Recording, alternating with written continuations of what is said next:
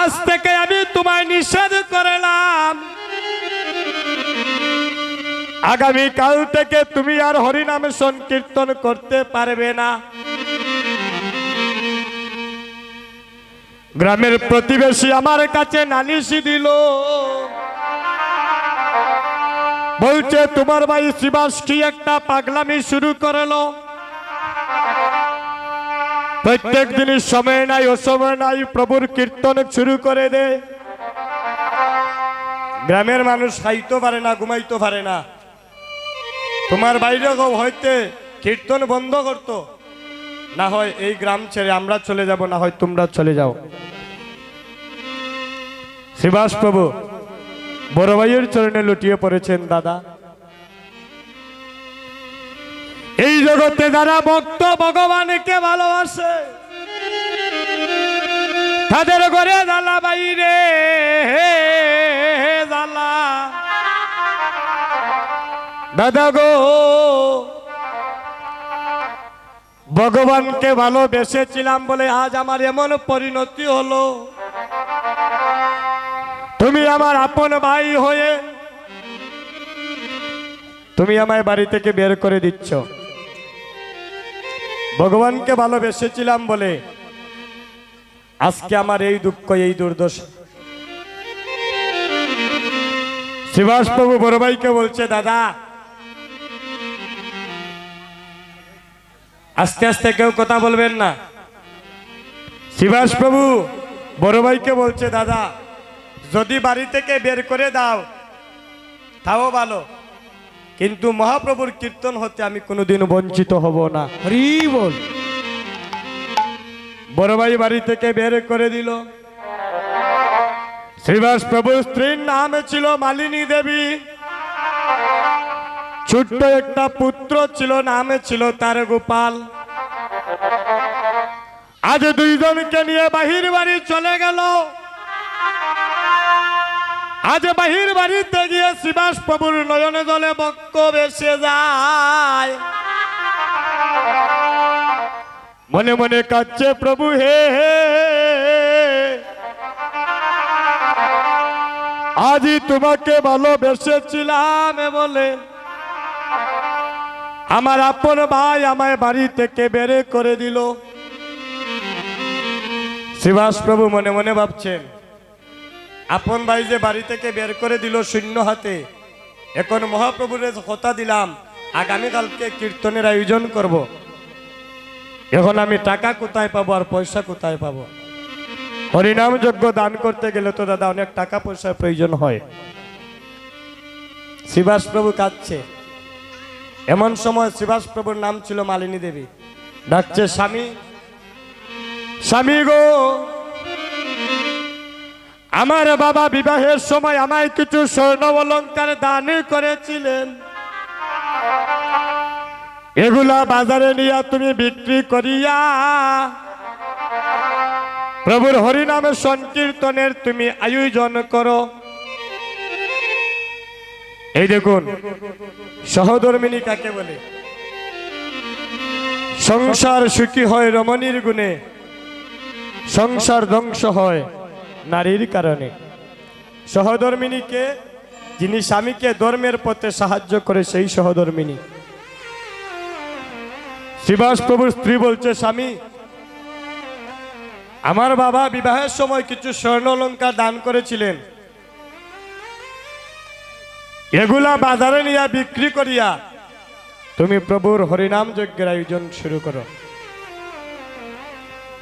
শ্রীবাস প্রভু বাজারে গিয়া সবই কিছু বিক্রি করিয়া এর পরের দিন আমার প্রভুর সংকীর্তনের আয়োজন করিলেন। দূর দূরান্তের কত ভক্ত আসিল। আজ মধুর কীর্তন হচ্ছে শ্রীবাসের অঙ্গনে। বাহির বাড়িতে শ্রীবাস প্রভু কীর্তন করছে, ভিতর বাড়িতে শ্রীবাসের একমাত্র পুত্র ছিল, নাম ছিল তার গোপাল। গোপাল আজকে চিরজন্মের মতো চিরজন্মের মতো সে আপন দেশে চলে গেল। শ্রীবাস প্রভু বাহির বাড়িতে কীর্তন করছে বাবা, আর ভিতর বাড়িতে কীর্তন চলা অবস্থায় শ্রীবাসের একমাত্র পুত্র আজ মৃত্যুর কুলে ডলে পড়ল।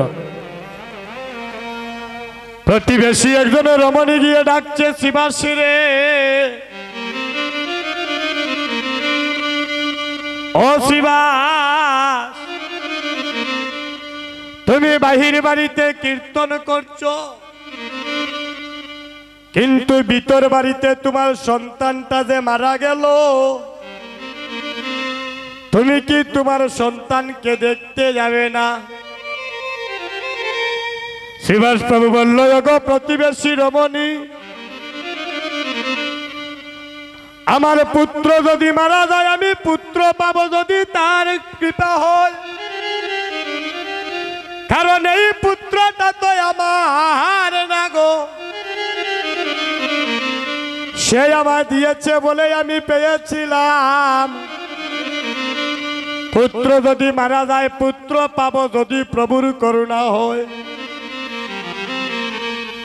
কিন্তু এমন সাধুগুরু বৈষ্ণবের বাজারে যদি একবারে ভেঙে যায়, হরি বল।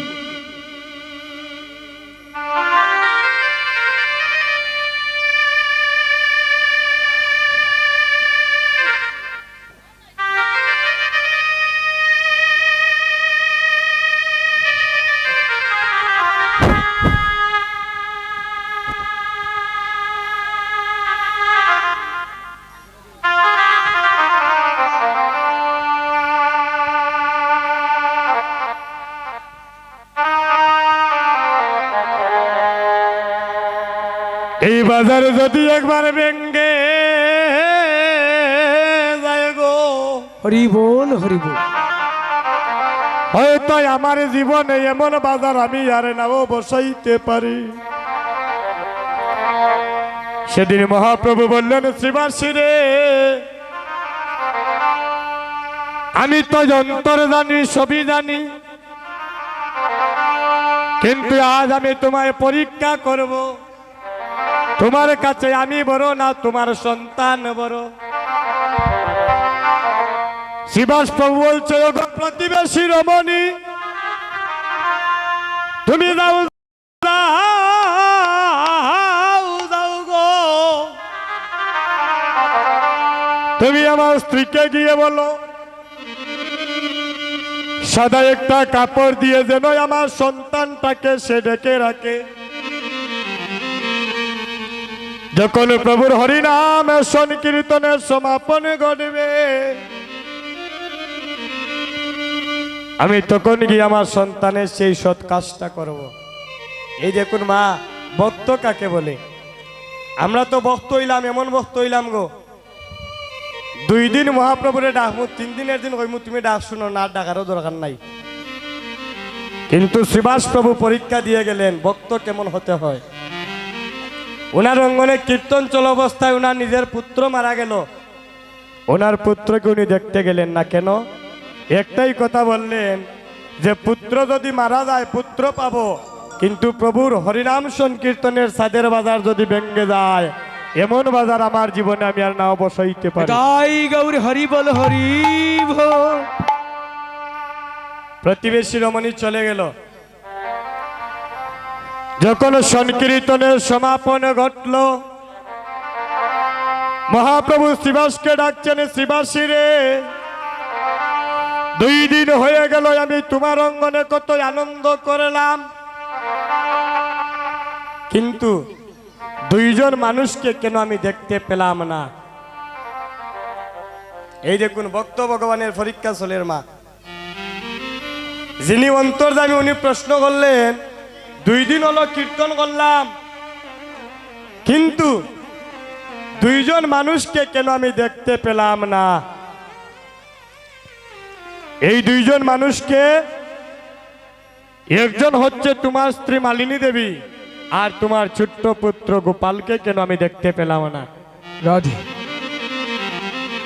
শ্রীবাস প্রভু নয়নের জলে কেঁদে কেঁদে বলছে, প্রভু হে, তুমি না অন্তরে জানি তোমার ইশারা ছাড়া একটা শুকনা গাছের পাতা ভূমিতে পড়ারও ক্ষমতা নাই। তুমি কি জানো না আমার অঙ্গনে কি ঘটেছে? আজে তোমাকে ভালোবেসেছিলাম বলে আমার আপন ভাই আমায় বাড়ি থেকে বের করে দিল। ছোট্ট পুত্র গোপাল আমায় চিরজন্মের মতো ছেড়ে চলে গেল।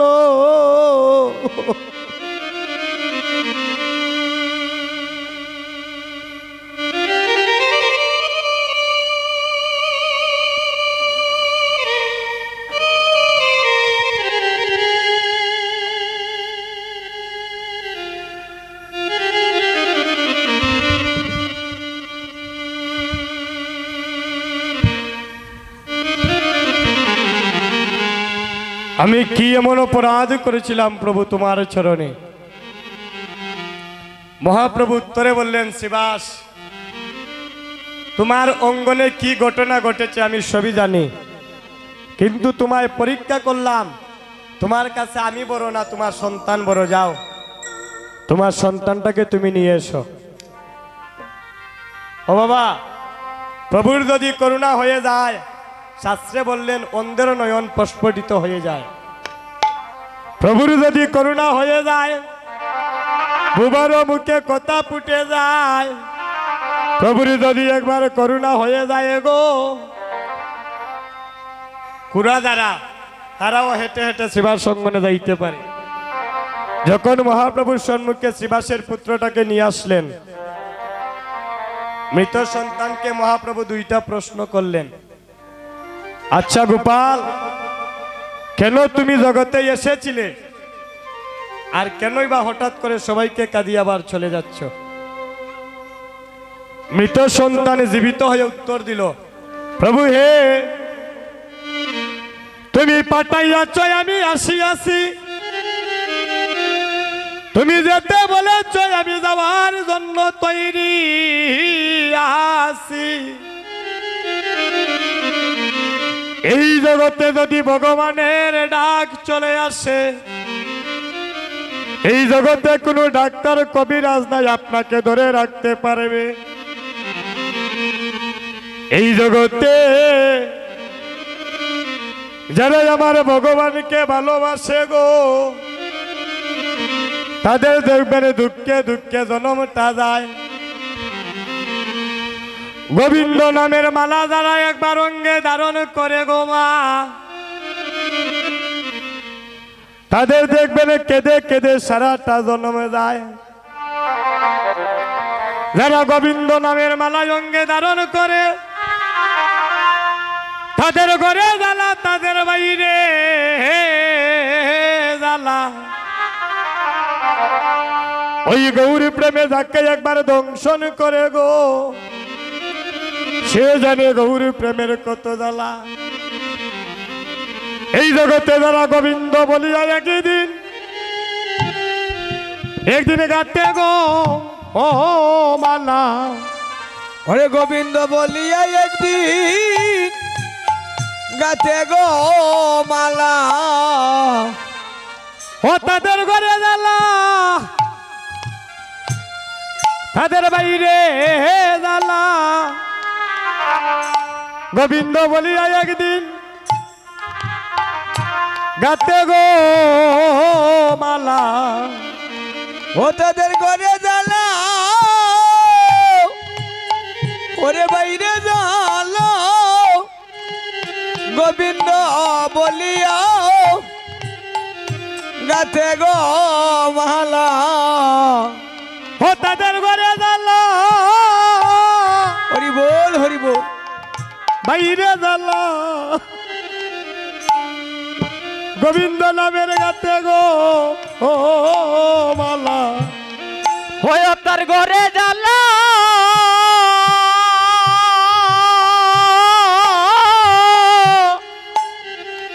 ও তার বাইরে জ্বালা গো। যেজন গোবিন্দ বলিয়া আরে গাতে গো মালা, ভাই বন্ধু মিলিয়া সেদিন জারের বাস কাটিয়া আহারে ভাই বন্ধু মিলিয়া আহারে ও সেদিন যারের বাস কাটিয়া সেদিনই তোমারে বানাইবে নায়রের দুলা বানাইবে নায়রের দুলা ও সেদিন বানাবে নাইরে রে দুলা ও সেদিন বানাবে নাইরে রে দুলা মনরে সেদিন হরি হরি বলে নিয়া নদীর কুলে ও সেদিন হরি হরি বলে নিয়া নদীর কুলে সেদিন হরি হরি বলে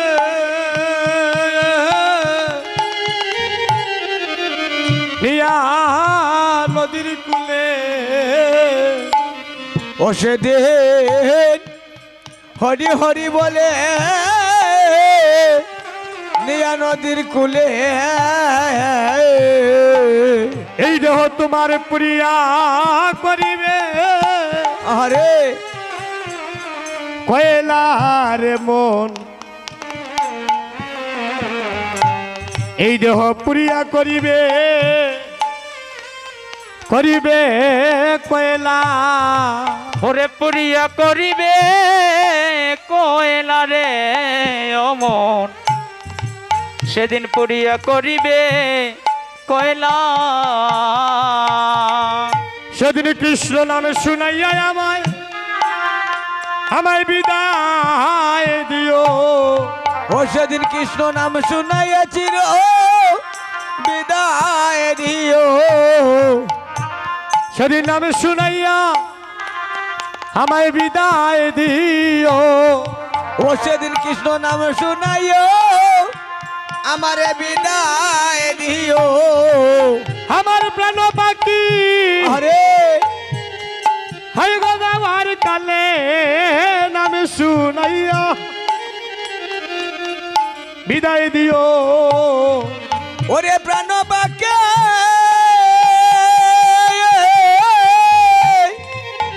ওরে যাবার কালে কৃষ্ণ নাম শুনাইও চির বিদায় দিও ওই নাম আমার অঙ্গে লেখিও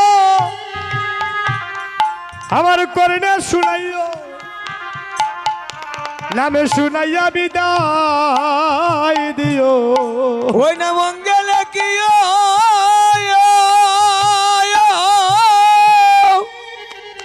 কর্ণে শুনাইও নাম শুনাইয়া চির বিদায় দিও সেদিন নামের শোনে যেন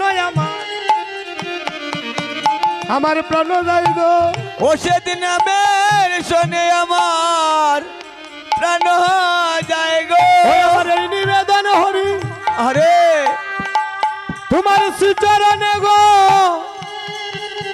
সেদিন নামের শোনে যেন আমার প্রাণ যায় গো ও গো এই নিবেদন তোমার শিশরণে গো যেন নামের শোনে আমার প্রাণ যায় গো ও যেদিন আমার প্রাণ পাখি আহ উড়িয়া যাইবে সেদিন নামের শোনে যেন আমার এই প্রাণ যায় গো সেদিন প্রাণ পাকে আমার উড়িয়া যাইবে নামের শোনে যেন আমার প্রাণ যেদিন যাইবে প্রাণ পাখি উড়িয়া যাইবে নামের শোনে যেন আমার প্রাণ যায় গো প্রাণ পাখি উড়িয়া যাবে নামের শোনে যেন প্রাণ যায় গো যেদিন প্রাণ পাখি উড়িয়া যাইবে ওই নামের শোনে যেন আমার প্রাণ যায় গো ওরে প্রাণ পাখি উড়িয়া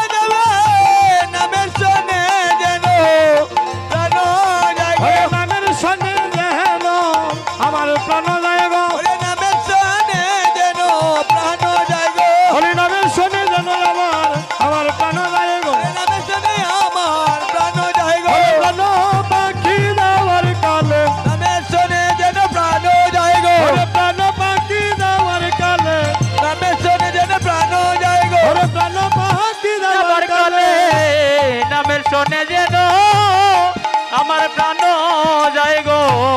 ওরে নামের শোনে যেন আমার প্রাণ যায় গো। যদি রাজার ছেলেও হয়,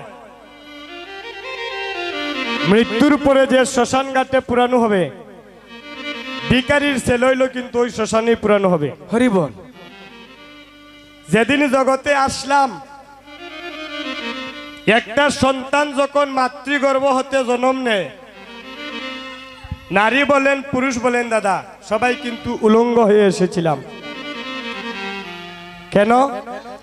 মহাপ্রভু বুঝিয়ে দিলেন, জগতে যাওয়ার সময় কালী হাতে গিয়েছিলে, পরনের কাপড়টা পর্যন্ত সঙ্গে ছিল না, যাওয়ার পরে যা কিছু পাইছো সব কিছু তোমাকে আমার দেওয়া।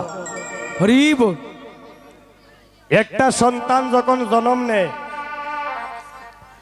জন্মের সাথে সাথে নারী বলেন পুরুষ বলেন, দেখবেন জন্মের সাথে সাথে সবাই একটা ক্রন্দন করে, সেদিন কাঁদে। জন্মের সাথে সাথে লক্ষ্য করে দেখবেন মা, একটা সন্তান জন্ম নিয়েই কাঁদে। কেন? সেদিন কি বলে? সেদিন বলে, হো না হো না ও জগতের না, মাতৃগর্ভে তোমাকে যে কথা দিয়ে এসেছিলাম, মনে হয় আমি সেই কথা আর রাখতে পারবো না। হরি বল হরি বল। জন্মের পরেই দাদা বেঈমানি শুরু হয়ে গেল। ভগবান সেখান থেকে বললেন, বেঈমান, একটু আগে মাতৃগর্ভে তুমি আমায় কি বলে গেলে, আর এখন ধরাধামে গিয়ে তুমি আমায় কি বলছো?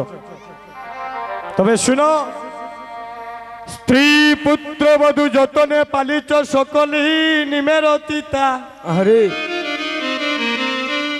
মরণ সময়ে তোমার হাতে গলে বান্দিয়া, সেদিন তোমার মুখে জ্বালাইয়া দিবে সীতা। আরে দেখলানি বেঈমানির ফল। একটা মানুষ যেদিন মারা যায়, শ্মশানে নিয়ে আগুন দিয়া তারে মুখ অগ্নি করা হয়। মুখ আলো করা হয় কেন? বদনটা শুদ্ধ করার জন্য। কারণ জন্মের পর তো কি দাদা খালি মিশা কথা ভগবানের লগে হইয়া ইলাম, যা কিছু খাইমু অর্ধেক তোমারে দিমু, জগত গিয়া যা কিছু করমু তোমারে জিজ্ঞাসা করে করমু। ধরা দাম আইয়া জীব যে কৃষ্ণ নিত্য দাস সেই কথা ভুলিয়া গেল, সেই কারণে মায়ার পিপাসী আমাদের কলির জীব তারা গলাইয়ে বাঁধিল। এই জগতে আপনার কে আপন? একজন মা কি মনে করেন আপনার স্বামী আপন? একজন বাবা কি মনে করেন আপনার স্ত্রী আপন? এই জগতে কেউ কারো আপন নয়। শাস্ত্রে বললেন, ভাই বলো বন্ধু বলো, জগতে কেউ তো কারো নয়। আরে 2-4 দিনের পথের দেখা, শুধুমাত্র পথের পরিচয়। ভগবানের বা দাদা কত পরীক্ষা করে দেন জগত, এরপরেও কলির জীব ঠিক হয় না। কয়েক বছর আগে দেশ করোনা ভাইরাস যখন এসেছিল, এটা কিন্তু ভগবান দিয়েছেন, আবার উনি নিয়ে গিয়েছিলেন। কেন? করোনা ভাইরাস যখন দিলেন, শ্বাসের রোগ। যে মা জন্ম দিল, মায়ের কাছে সন্তান যায় না যদি আমারে দরিলায়। যে বাবা জন্ম দিল, বাবার কাছে সন্তান যায় না, সন্তানের কাছে বাবা যায় না। আমরা বাঁচার কত ইচ্ছা যদি আমার রোগে দরিলায়। তাই গৌর হরি বল। প্র্যাকটিক্যাল প্রমাণ মা। তে বিপদের সময় যে আপনার কাছে গেল না, সে আপনার কিসের বন্ধু, সে আপনার কিসের আপন? ভগবান বুঝিয়ে দিলেন, এই জগতে আপন শুধুমাত্র তোমার জন্য আমি। তাই গৌর হরি বল। তাই মাগো, 200টি ফুলের মালা আজকে গৌর গলে দুলতেছে। সেই মালাটা দর্শন করিয়া আজকে রাধারানীর কথা প্রভুর অন্তরে স্মরণ হয়ে গেল। গৌরীদাসকে ডেকে ডেকে বলছেন, গৌরীদাস, ওরে প্রভু কয়ে গৌরীদাস,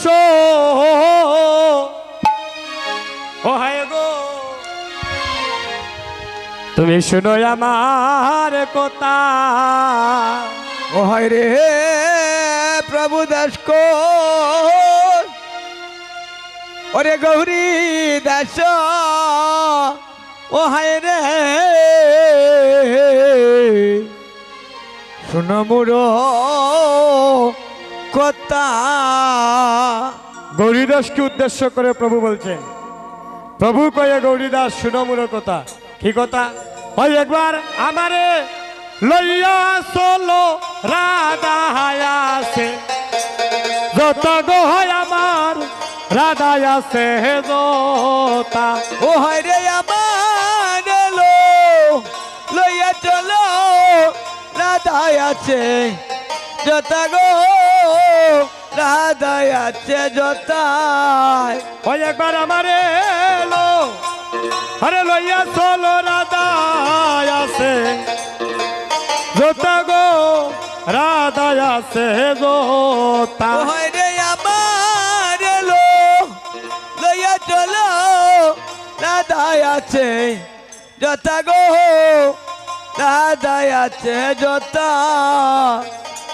প্রভু কয়ে গৌরী দাস ও হায় গো শুনো আমার ও কথা। হায় রে গৌরী দাস কই প্রভু কয়ে গৌরী দাস ও শুনো মোর কথা। ওই একবার আমার এলো লইয়া চলো আমার রাধা আছে, যতা গো হয় আমার রাধা আছে ওয়ে যতা। গো আমার এলো ইয়া চল রাধা আছে যতাই গো রাধা আছে যতা।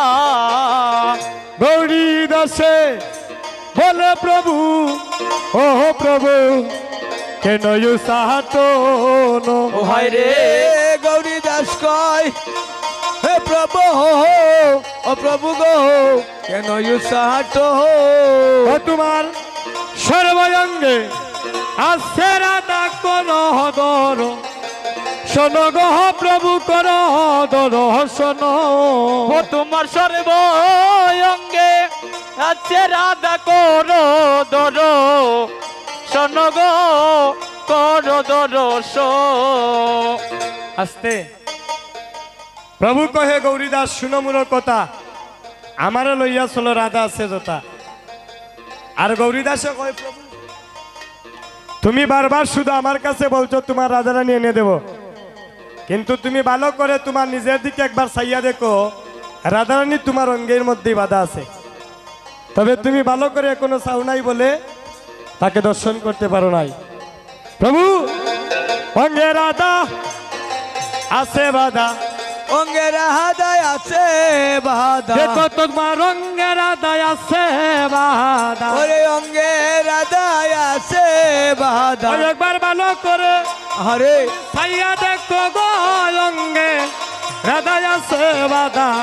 ভালো করে চেয়ে দেখো অঙ্গে রাধায় আছে বাধা। আজুরে গো রঙ্গের মনে আয় গো কিভাবে উঠিল। আরে আজুরে গো রাঙ্গের মনে ও মনে কিভাবে উঠিল।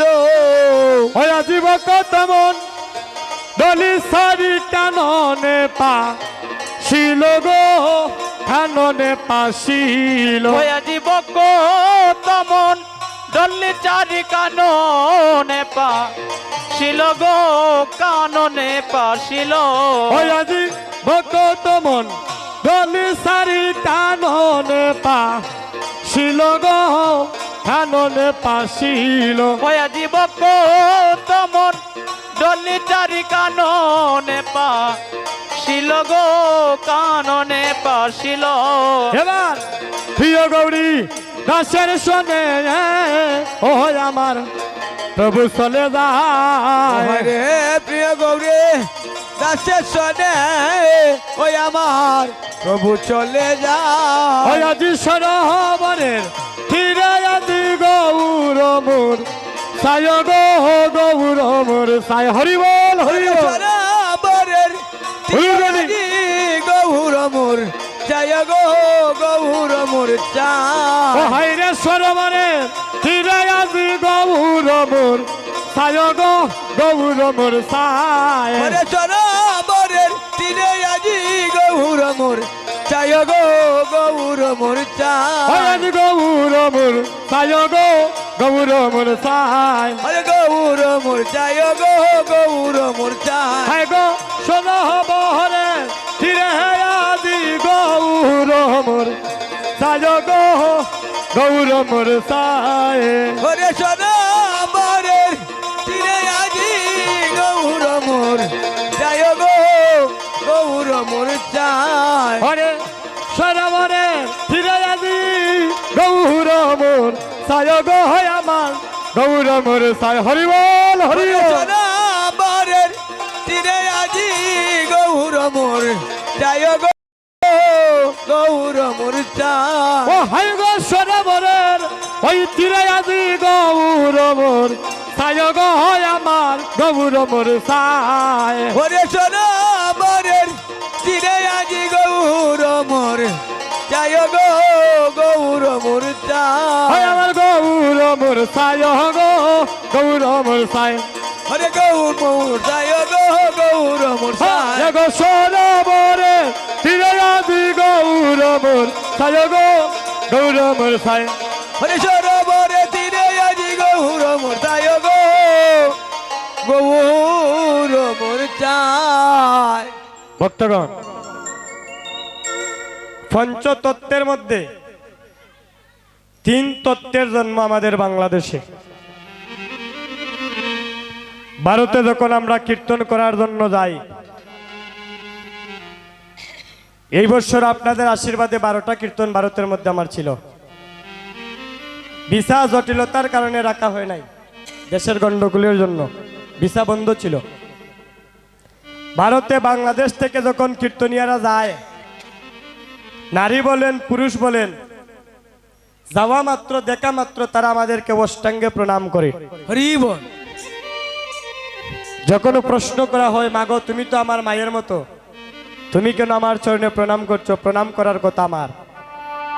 তাদের একটাই কথা, বাবারে তোমরা হচ্ছে আমার গৌর দেশের সন্তান, হরি বল হরি বল তোমাদের বদন দর্শন করলে মনে হয় সাক্ষাৎ গৌর হরির বদন দর্শন করা হয়ে যায়। তোমাদেরকে প্রণাম করলে মনে হয় সাক্ষাৎ গৌর হরিকে প্রণাম করা হয়ে যায়। খালি ভগবানের কৃপা যে হইতো, মাগো কি লইতো, তখন আমরা ভগবানের লগে আবার কন্টাক্টও চলে। ভগবানের যে কৃপা হবে কেমন করে হবে? মা গিয়া হয়, প্রভু সামনে বছর মেয়েটা আমার এসএসসি পরীক্ষা দিত, যদি ফাঁস করে তে তোমার নামে 5 কেজি বাতেসা দিয়া সামনে বছর কীর্তনে লুর দিব। যদি স্বামী বিদেশ যাইতা, যদি খামুই যায়, 5 চুরি খোলা দিয়া খালবৈরবের তলাত আমি লুর দিব। এখন ভগবানে বইয়া বইয়া কইলা, বলে আমার দন দিয়ে আমারে লোভ দেখায়। সব সৃষ্টি করলাম আমি, আপেল আর খোলা খাওয়ার লাগে আমি বড় টেকাত, তাইন্ডে যদি ফাঁস সরাইয়া দিতে তাইন দিতা। জীবনের দিন বই লইয়া বইলাই না, আর ভগবানে খালি A+ হইয়া দিলাইতা, হইল নিগ। ভগবান এত টেকাত নি, এত বাড়তে সাথে খাবাইতা। দেশ যে রোগ আছে, ভগবানের নো ডায়াবেটিস বাড়াইলাই বাগো। আর অত খোলা খাবাইলে ঠান্ডার মাঝে ভগবান শ্বাসকষ্ট বাড়াইয়া উসমানিত লিয়া যাওয়া লাগতে পারে। ভগবান খাওয়ার কাঙ্গাল নয়, ভগবান ভক্তের ভক্তির কাঙ্গাল। মায়েরা যখন ঠাকুর ঘরে ভগবানের সেবা দিয়া যান, কেউ কোনোদিন গা পাইছেন নিজের ঠাকুর ঘরে 5টা কমলা দিয়েছিলাম, আনার সময় পাইছি 4টে আছে, একটা নাই। পাইছেন নি গো? তাইলে প্রশ্ন হলো, ভগবানকে যা দিলাম আবার নিয়ে আইলাম, ভগবান সেবাটা করলেন কি? ভগবান সেবা করলেন কতটুকু ভক্তিভাবে আমার ভক্ত সেটা আমার কাছে নিবেদন করেছে, সেই ভক্তিটা ভগবান সেবা করেন। কেউ আছেন আবার বিপদ ভরিয়া ভগবানকে দেন, কিলা জানেননি? এই তো গত কয়দিন আগে যখন নবীগঞ্জে কীর্তনে ছিলাম, যে ঘরও টাকার জায়গা, ওই ঘরের মাসিরে জিগাইলাম, 1টা বাজি গেল গো, সুবল মিলনে ওটার টাইম হয়ে গেল, তোমার ঠাকুর ঘর এখনো তালা মারা, এটা কোন সময় খুলতায়? কইলা ঘরের ঠাকুর আগে শেষ করি সময় পাইলে বাবা একবার দিমুনে। আমি কইলাম রে কইছই নো, এরার যদি সাধন ভজন আর হার হইতো। ভগবান বললেন আমারে ডাকে সবাই জগতে, কেউ দুঃখে পড়িয়া ডাকে, কেউ আত্মীয় স্বজন মারা গেলে সেই দুঃখ কাঁদে, আমারে সবাই ডাকে, কিন্তু সবার ডাক আবার করণে এসে পৌঁছায় না। হরি বল। ডাকার মধ্যে প্রেম ভাব ভঙ্গি থাকতে হবে, ডাকার মধ্যে যদি কামনা বাসনা থাকে হবে না। ওই ডাকিয়া কইলাম তুমি আমার উঠা দেও, আমি তোমার উঠা দিমু, এটা কন্ট্রাক্ট হয়ে গেল। ঠাকুর ঘরে গিয়া আপনি বস্তির মধ্যে পড়ছেন, আমি একটু বাস্তব জগতের কীর্তন করি, হয়তো অনেকের গায়ে কষ্ট লাগতে পারে, আমার ক্ষমা সুন্দর দৃষ্টিতে দেখবেন। সারাদিন সময় নাই, ভগবানকে ডাকারও কোনো দরকার নাই, ক্লিয়ার কথা আমার। উত্তম সময় ভগবানকে ভজন করার সময় হচ্ছে সন্ধ্যা সময়। একটু ঠাকুর ঘরে যাবেন, 5 মিনিট ভক্তিভাবে তাকে ডাকবেন। তখন ঠাকুর ঘরে গিয়া যদি বস্তির মধ্যে পড়িয়া দেহটা ঠাকুর ঘরে থাকার মন যদি যায় বলে টাচ মোবাইল লাগাই আইসি গরু সুরেনি নেই কি মনে করবা ওখানেও আপনার সাধন ভজন আটকে গেছে। এই ভক্তি কখনো ভগবানের চরণে গিয়ে পৌঁছাবে না। এজন্য বলেছি ঠাকুর ঘরে যখন 5টা মিনিট দিবা, 5 মিনিটের লাগে একটু সংসারের চিন্তাটা ছেড়ে দেবেন। হরি বল। আমি যেভাবে বললাম যদি ওইভাবে 2-3টা দিন পালন করেন দেখবেন আপনাদের জীবনটা কেমন যায়।